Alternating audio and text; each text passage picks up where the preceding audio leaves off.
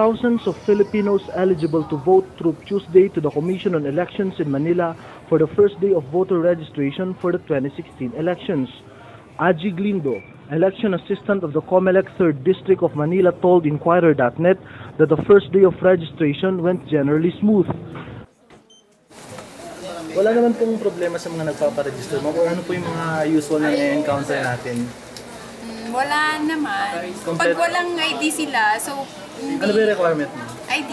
Two valid? Hindi, isa lang. ID. Yung may address kung saan sila nakatira. Hanggang kailan po itong ano natin? October 2015. Okay po ba yung turnout, ma'am? So far, based on the record? Okay lang naman. Konti naman siya, hindi kagaya nung dati na dagsa talaga pagka first day. Manageable pa naman. Glindo said voters who transferred residence or have not voted for the past 2 elections also went to their COMELEC office to update and validate the records. Glindo said new voters are required to present a valid identification card. After presenting an ID, a COMELEC officer will require the voter to fill up a form to indicate pertinent information required by the law. Transfer with reactivation or correction of entries. And then, i-fill-upan po nila yon, tapos lalagyan namin yun ng number, tapos kukuha na namin ng i-enter na namin yung information dito sa computer. Tapos yung biometrics nila, kukuha ng pictures. Yun. Tapos papatamper lang po sila, then tapos na sila. So ano mong ginawa nyo ngayon, ma'am? Nag-fill out ng application form. Kailan po yung huli kayong bumato, ma'am? Mga 25 years ago, baka hindi lang. Oo, so parang new voter po kayo ngayon. Gusto naman po yung proseso ng Okay naman, maiksi. Mabilis. Mabilis naman, ma'am.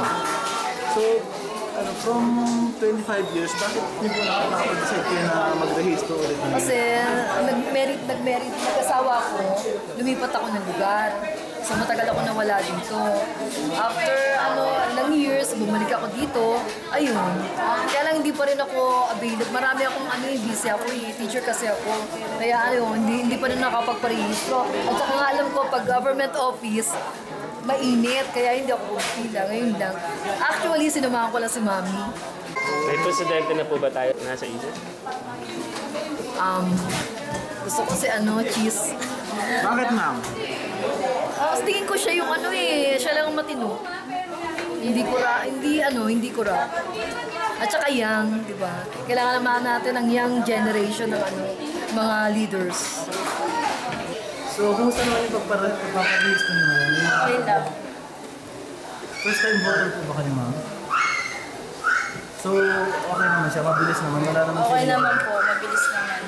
Paano niyo nalaman na ngayong araw na yung pagsisimula ng pagpaparehistro? Kasi nakarang pumunta po ako rito, magpaparehistro ko sana ako. Maaga pa raw, May 6 pa raw. Ngayon po, bumalik po ako May 6. This is Nestor Corrales of Inquirer.net reporting.